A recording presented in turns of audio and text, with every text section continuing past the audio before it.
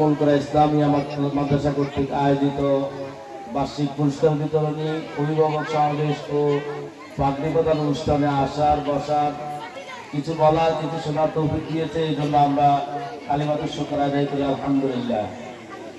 প্রথমে আমি অভিভাবকদের থেকে ক্ষমা চেয়ে নিচ্ছি, আমরা আপনাদেরকে সুন্দরভাবে বসার জন্য সুযোগ দিতে পারি নাই, যেহেতু আমাদের মাদ্রাসায় কাজ চলতেছে, মাঠটা একটু উঁচা নিচা এলোমেলো হয়ে গেছে, এই জন্য আপনারা ক্ষমা সুন্দর দৃষ্টিতে দেখবেন। আসলে উম্মুলকরা ইসলামিয়া মাদ্রাসা, এখানে অনেক অভিভাবক আছে, আপনারা দেখবেন হাঁটি হাঁটি পা পা করে আলহামদুলিল্লাহ তার মঞ্জিলে মকসুদে পৌঁছার দিকে এগিয়ে যাচ্ছে।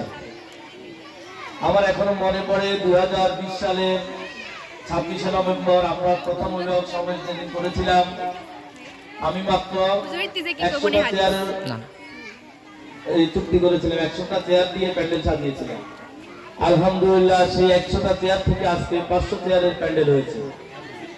এটা সম্পূর্ণ কৃতিত্ব আমার এলাকাবাসী, আমার সামনে উপবিষ্ট আমার সম্মানিত অভিভাবকবৃন্দ, আপনাদের প্রচার প্রচারণার কারণেই আমাদের উম্মুলকরা মাদ্রাসা আজ এতটুকু এগিয়ে এসেছে।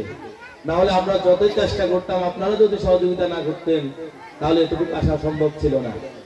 আমাদের এই পথ সহজ ছিল না, এই পথ ছিল অনেক পিচ্ছিল।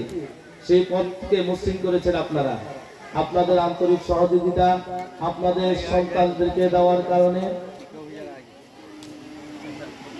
আলহামদুলিল্লাহ আপনাদের আজকের